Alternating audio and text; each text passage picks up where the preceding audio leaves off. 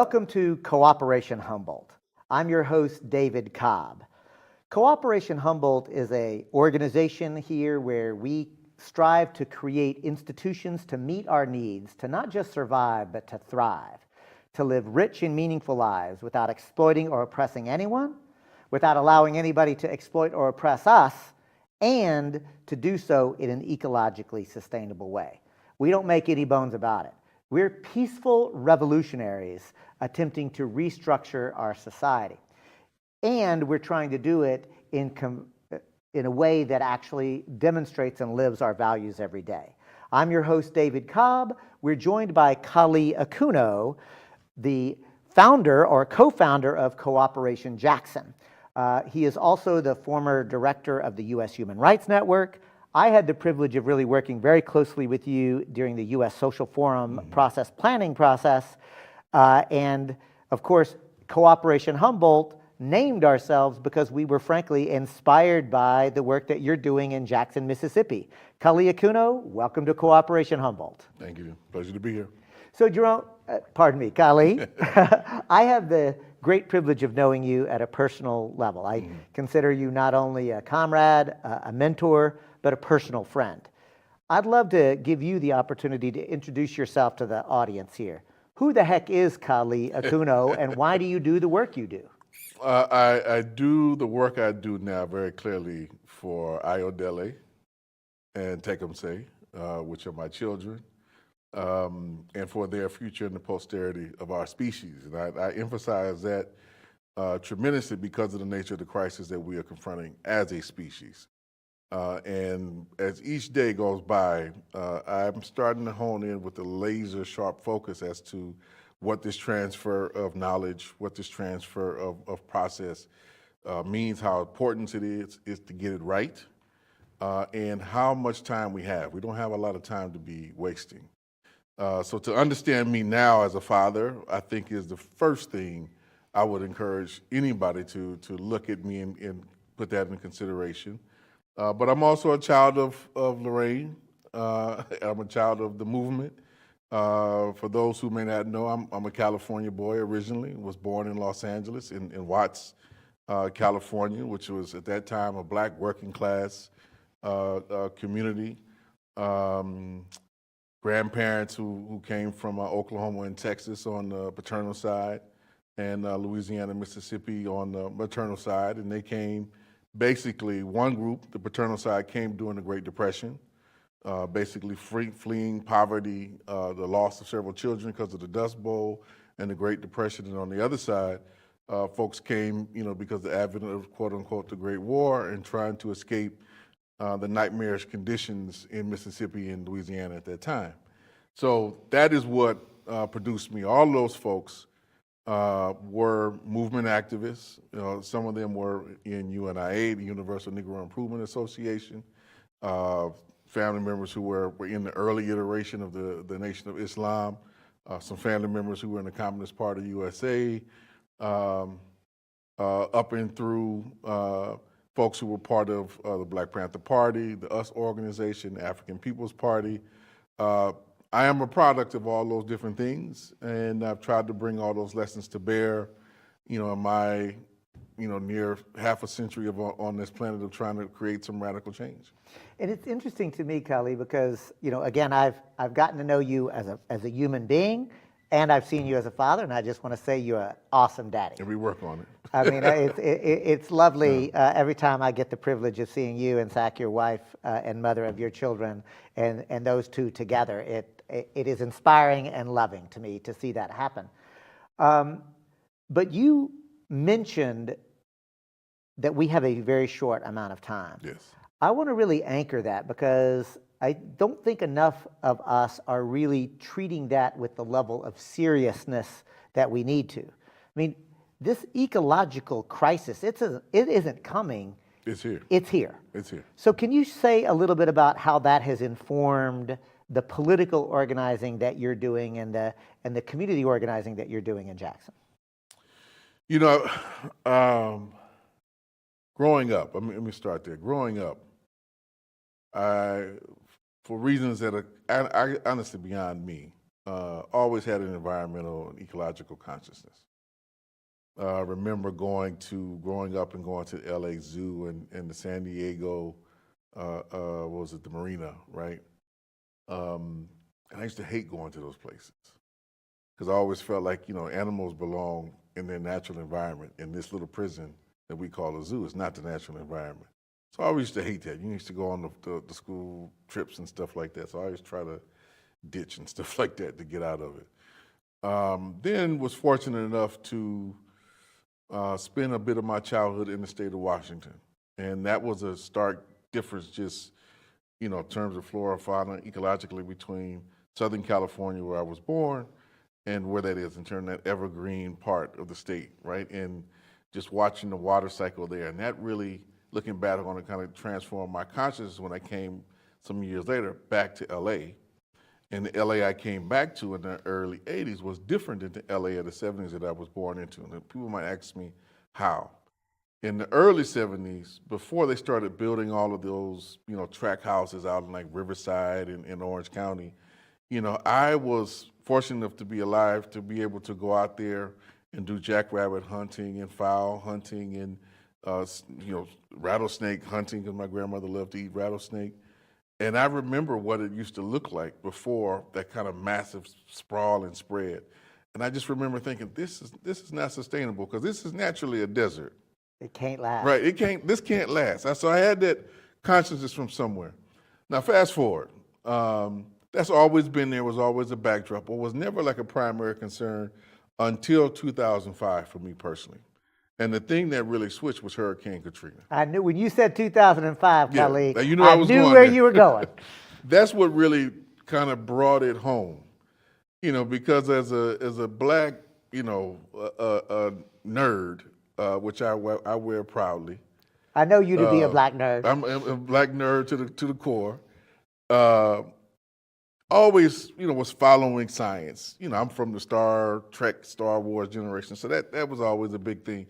Always had it back there, but I was always of this opinion that the real effects of climate change were going to be around like 2050. And we weren't going to see like the major fallout for a while. So even in the back of my head, like we got some time. It's coming, but we got some time to prepare. It's then. It's there. And so that we could tweak a little bit this and play with some reforms here or there. And that just kind of brought it home. Like, no, the change is here already. And it's going far more an accelerated pace than what scientists care to admit themselves, let alone the rest of society at that time.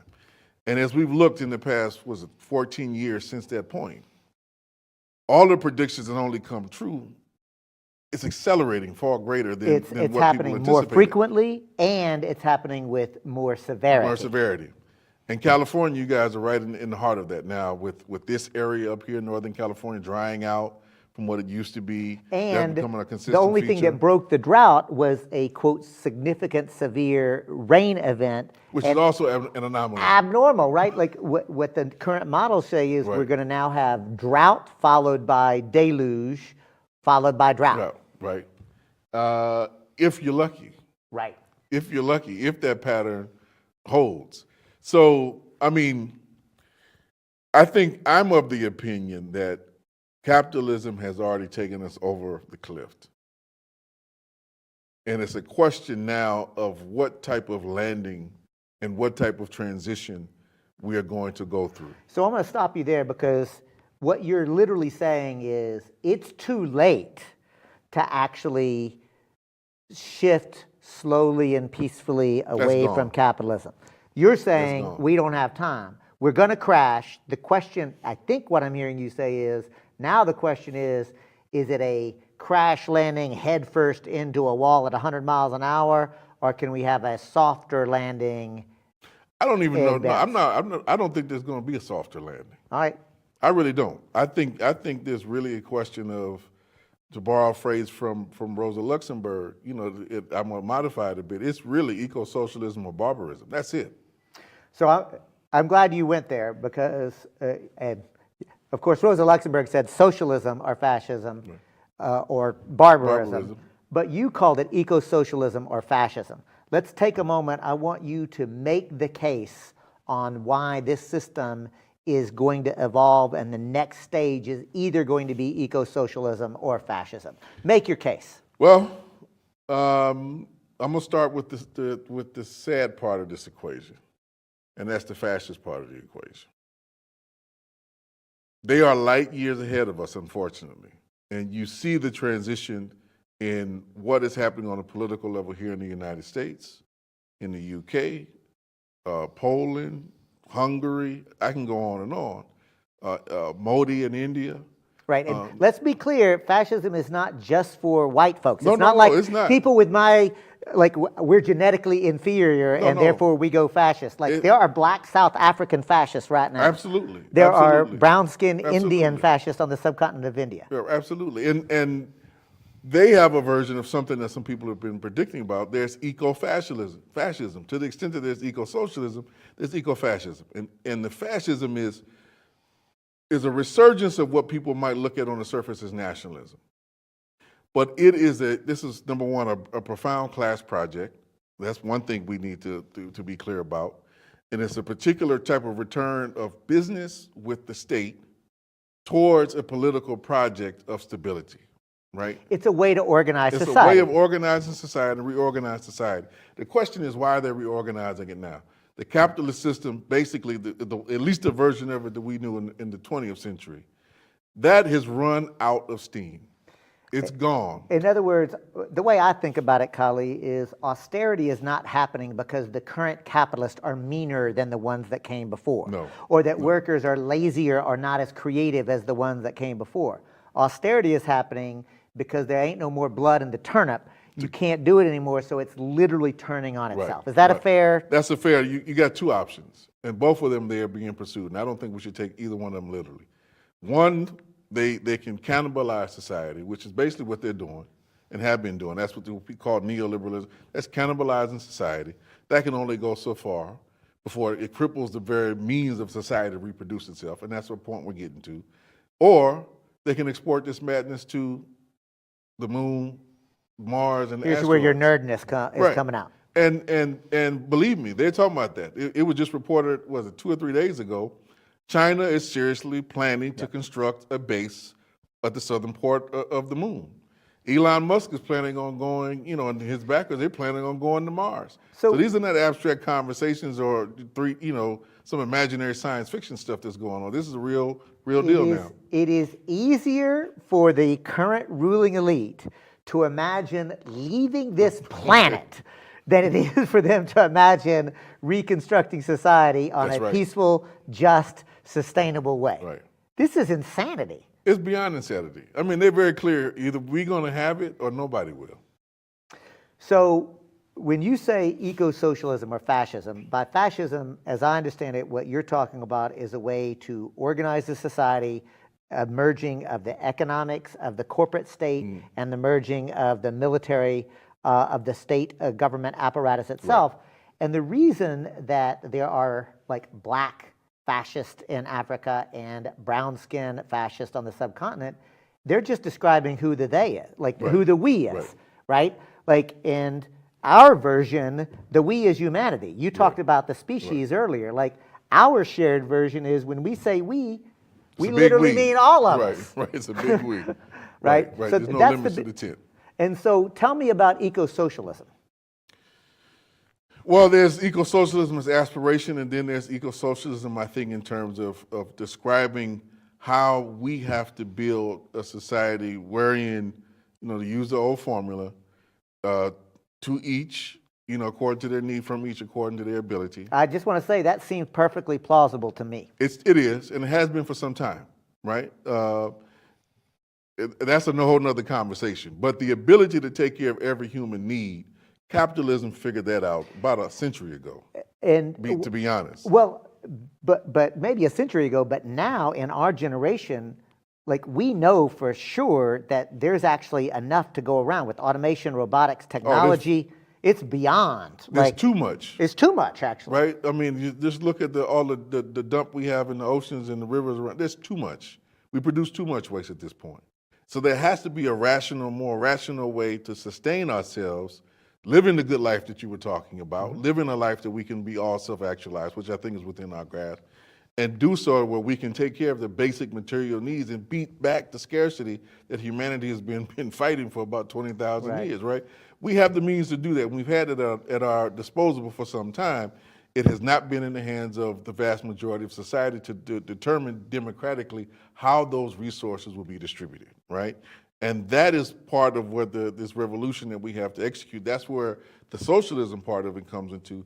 The eco part of it has to deal with how do we do this without replicating some of the errors of the 20th century that just replicated the old carbon, fossil fuel-based industrialism systems of the past.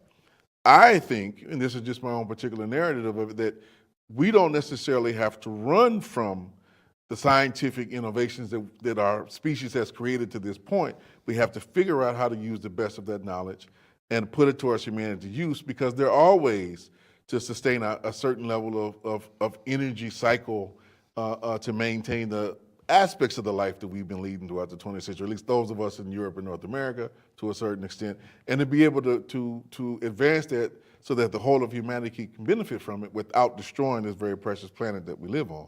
That is what I'm describing as eco-socialism. And so it's equitable distribution and it's production in a way that is not destructive but regenerative. And that's going to take us in some ways that many, I think, older socialists and communists might find a bit disturbing, because in part what it's asking us to return to, in some respects, are indigenous forms of knowledge of how you actually interact with the earth. And you got a big healthy dose of Commander Cisco in you. I'm just going to say that right up front.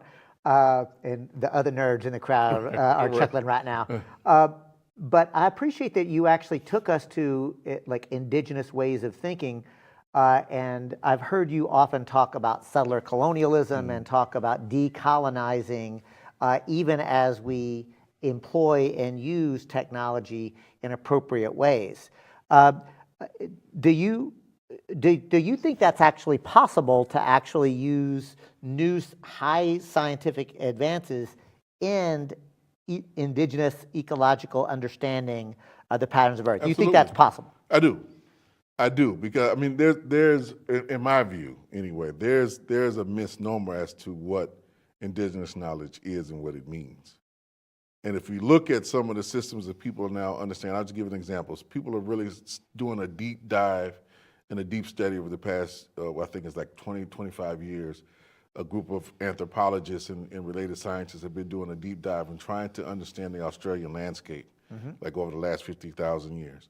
And the amount of human construction to create sustainable water systems that goes back 20 to 30,000 years that the Aboriginal people did there. Before like farming as we currently understand it. They were already involved. Doing that. Right. And that's technology. So it's not like the indigenous worldview per se is avert to technology in the terms of humanity kind of reorganizing parts of the natural environment to suit some of its needs, but they did so in a way that, hey, we have to look out for the insects, we have to look out for the worms, we have to look out for the ants. Their understanding of we is super broad. Right. Like everything that is alive is part of the we, right? So like this is a fascinating conversation, Kali, and it is inspiring, it's uplifting, it's frightening. I'm going to ask you now to take us to Jackson, Mississippi, and let's touch down this theoretical orientation that you're describing. What does that mean? What does it mean for you as a father and a husband and a citizen in Jackson, Mississippi, and the work that y'all are doing at Cooperation Jackson? Tremendous amount of experimentation. That's quite literally what it means. Experimentation within limits. I mean, because there's certain parts of, I would say, around organizing and dealing with human beings that are culture specific, but us people having a conversation to get to know each other, get to know what each other's capacities are, what our fears, what our aspirations are. That part of organizing, that's human. That's human, and it ain't gonna change no matter where you at. How you do it may vary, but that's the core part of our orientation and where we're coming from, and just trying to get back to that basic. The second part of it is really we try to take a very protagonistic view towards our work. And what does that mean?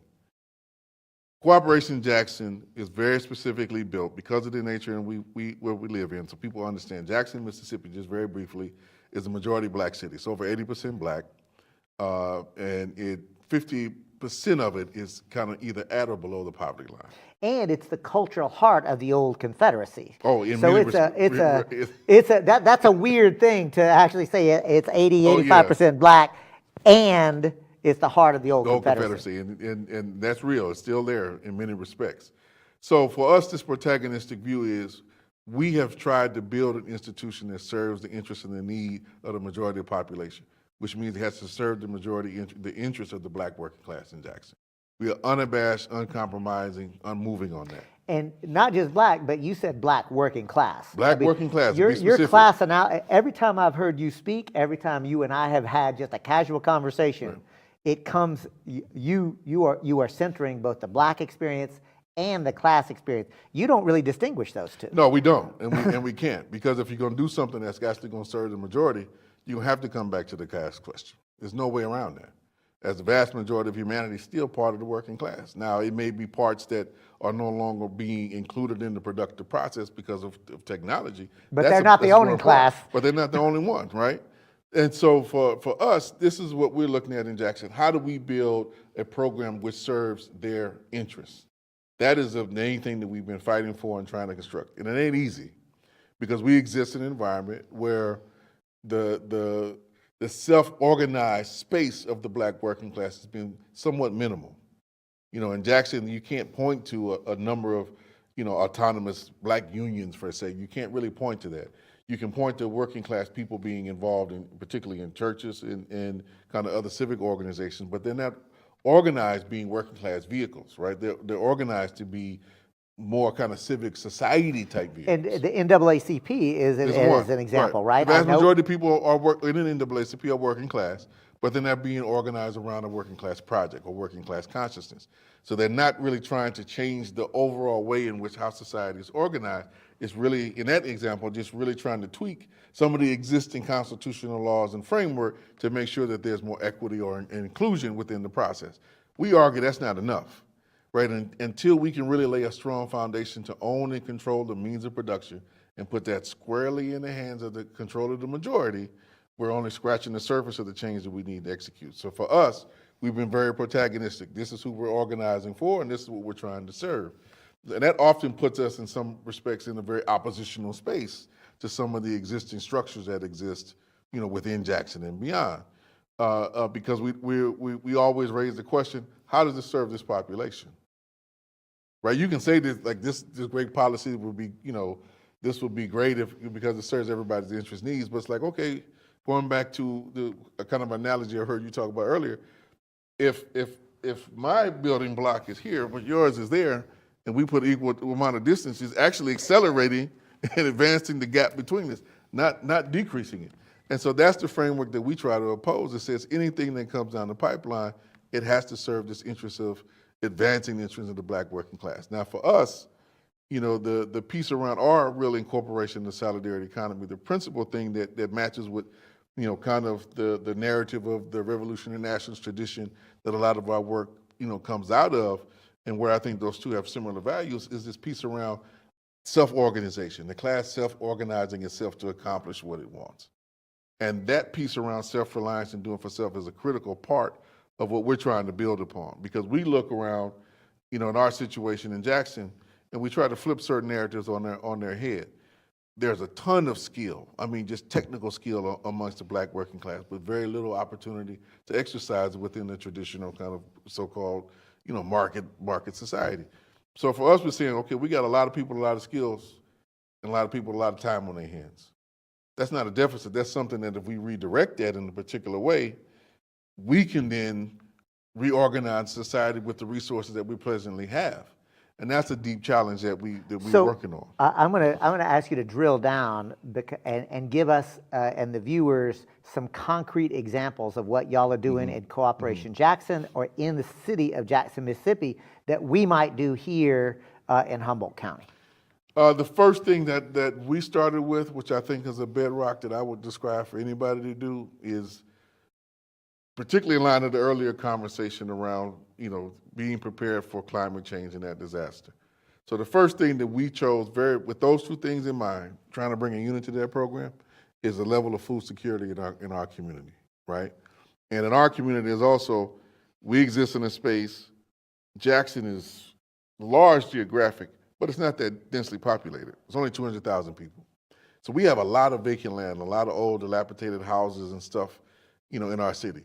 Instead of looking at it as a deficit, we're trying to turn that into an asset and say that's a lot of urban land that we can convert towards, both climate mitigation and addressing our food security needs by converting as much of that as farmland as possible. So that's the first basic program. Food security, food production, and distribution. There you go. And for us, that results in our Freedom Farms Cooperative, which I would describe as our bedrock cooperative, right? The other piece for us How is many people are currently employed by the Freedom Farm? 3 full-time worker owners, and then there's other folks who kind of work more on a contract or hourly basis, and they're trying to bring that up. In the market economy, is it self-sustaining at this point, or is it still aspirational and it requires? No, I wouldn't. It's kind of in the between space. Okay. Right, and this is again talking about the concrete experience.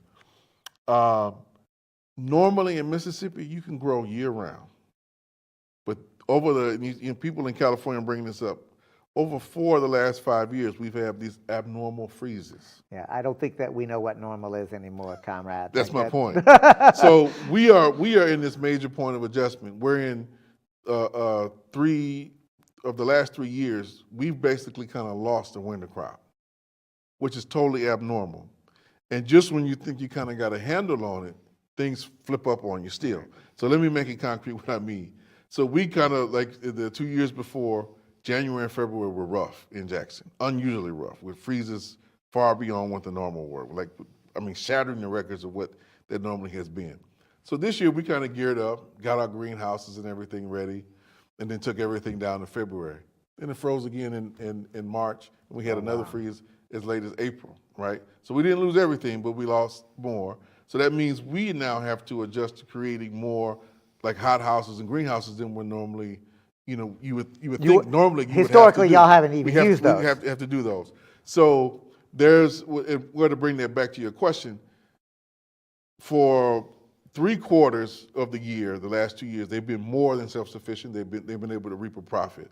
But a lot of that has been sunken back up with us having to recycle money back into expanding their productive capacity and kind of covering some of their losses, because we don't have the farm insurance and all that other kind of stuff that some of the quote unquote bigger boys in Mississippi might get depending on the complexion of their skin, right? Right. So we're not in that game. And so we have to kind of cover ourselves. So we are very clear, at least on that one, we have a political commitment that we are going to subsidize this. This we as being the larger cooperation, Jackson as a federation, that when it comes to it, we're going to subsidize the farmers. You're going to have food security. Because we're going to have food security. That's a political objective. So that's food. I want to also get you to talk a little bit about some of the manufacturing stuff that that's what we're just fascinating now, to me. We're taking some gambles and trying to get ahead of a curve. So we have what we call a community production cooperative, and it is rooted in, but not exclusively, dominated by digital fabrication, right? The process So of digital fabrication. It's not what we would think of as traditional manufacturing processes. No, it is not, and that is by design and by intention. And so this is where we call it. This is our true investment in the Afrofuturist project and process. This community. You're nerding out right now, aren't you? You love it. I'm saying you said your audience knew about it, so I'm going there. But no, on the real, that is what we're trying to do. In part, we call it there's a fabrication divide, right? A production divide, just like there's a digital divide. And so we are trying to get ahead of that curve and said, we don't want working class people, particularly black working class people, to be left out of this by not being in the game as owners in this process and be able to drive kind of where this process might go and in whose interest it might serve. So we're doing our own, 3D printing. We're trying to do, take that to scale so that we can be able to both predict and produce through the new technology in combination of our own housing, our own other replicatable manufacturing processes. These are things that we are experimenting with in the here and now already in Jackson, and just trying to bring that to scale in the course of the next couple of years. Tell me a little bit about the housing experiments that you're involved in.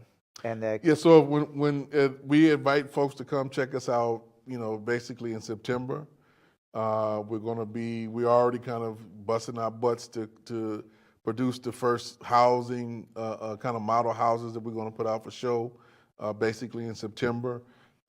Earlier this week, in fact, we had a group of students from CUNY's architectural school. They came, they've been working with us for half a year to lay out some of the design work that we've been doing jointly of what So this potentially you're would calling look it like. an eco-village. It's an eco-village. You know, it's in our pilot. See, I follow you on piece. Facebook. I hope other people do too. And so another component of our work in the solidarity economy, another thing that we prioritized was decommodifying land by Yes. creating a community land trust. And that's important for people to understand our project. That's one that you have to understand as a big priority for us. So here in our community in Humboldt, folks are typically think about community land trusts, or we experience them as saving either agrarian land or forested lands. But you're using the community land trust model as a way to decommodify human housing. Yes? Housing and land, Right.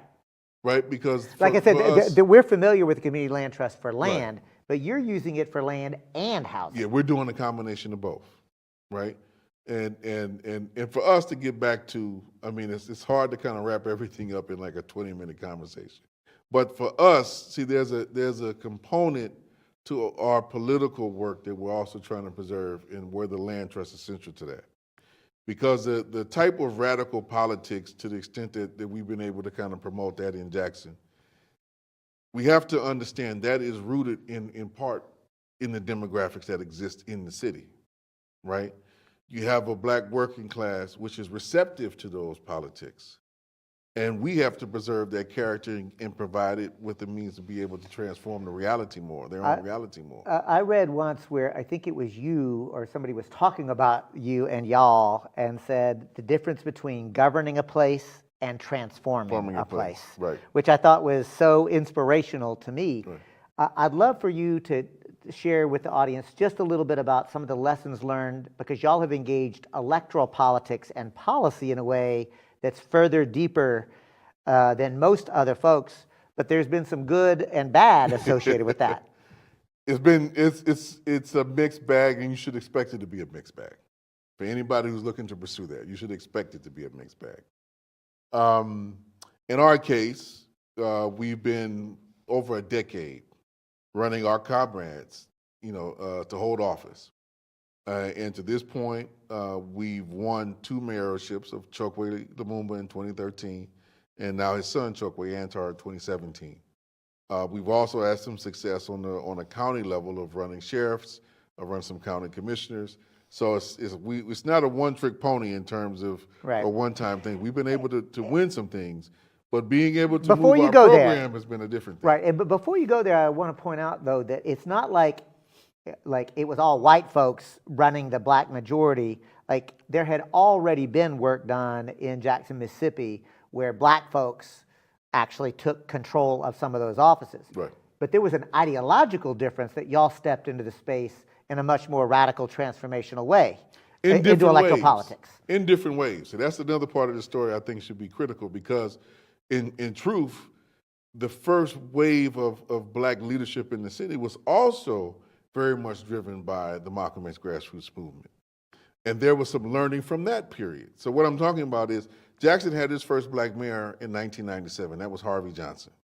But that was precipitated by what was called the People's Platform, that organization, which I was used to be a part of, helped put together beginning in 1989.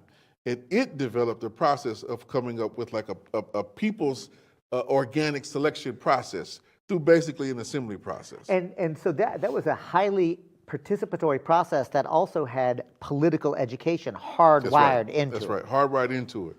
And out of that, a people's candidate, initially was emerged. It was a brother by the name of Henry Kirksey, who was a legend in Mississippi. Most of the black electoral officials in Mississippi from basically the 70s on really can kind of attribute their being in office to his struggles to make sure that the gerrymandering and all that stuff kind of got defeated. Well, the community chose him, and then Harvey Johnson split their process and split their vote. He eventually wound up, this was in 1993, he eventually wound up the next round winning after Kirksey bowed out in 1997 and caused some confusion amongst that broad platform.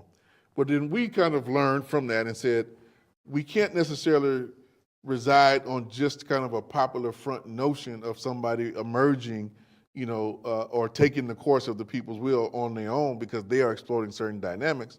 We need to infuse some of our own and prepare them to be in a place to govern.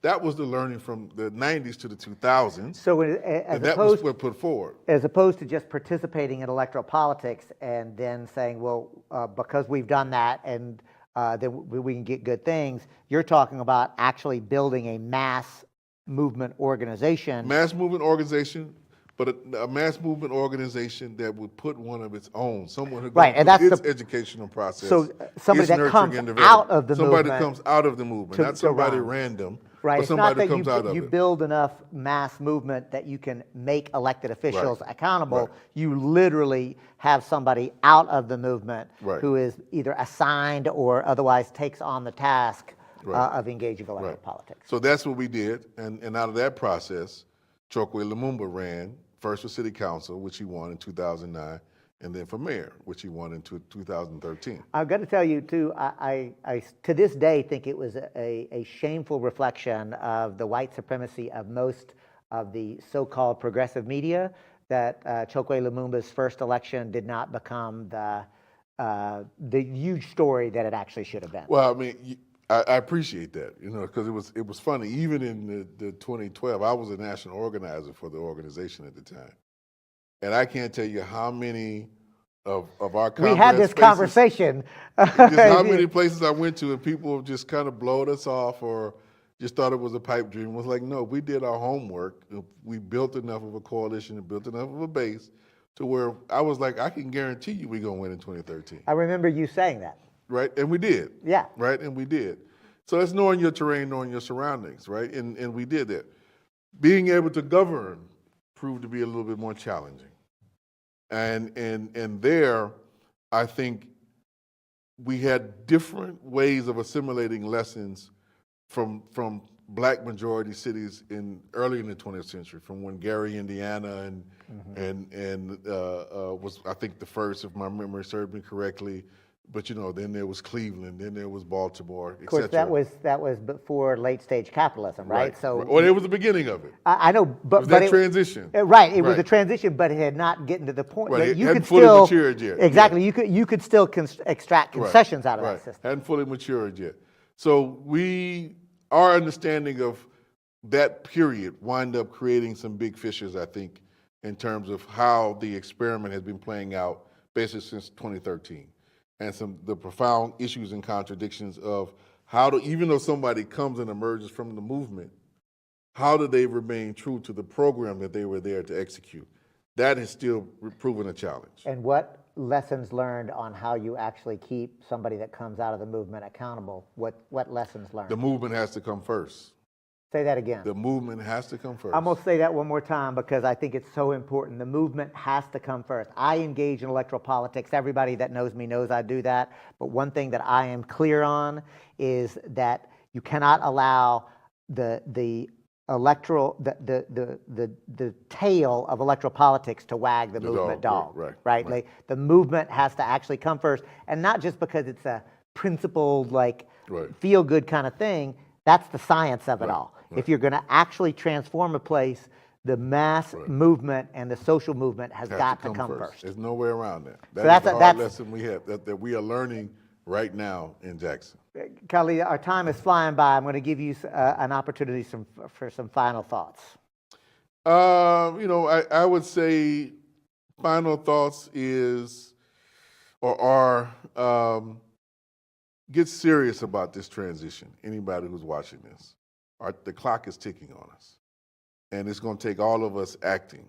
And I am taking a lot of courage, in particular from this youth and student movement that's emerging in the UK and in Europe, in terms of really taking this direct action, but they're doing it by really building a solid constituency and base. So it's not just a spontaneous piece, but it's a younger generation that's speaking to, look, if it's going to be a future, we're going to have to seize it and put it in our own hands. We all need to follow that model and paradigm, and I think take ourselves in the situation a little bit more serious than we have been. Kali Akuno, thank you so much for joining us. Folks, you've been watching Cooperation Humboldt. We are the program of Cooperation Humboldt, the organization here in your community where we're attempting to learn the lessons from our friends and colleagues and comrades in Jackson, Mississippi, but apply them to the conditions that exist here. If you've been intrigued by, provoked by, or inspired by this conversation, I invite you to join us. Go to the website www.cooperationhumboldt.org and get involved with us to build the society that we so richly deserve and so desperately need.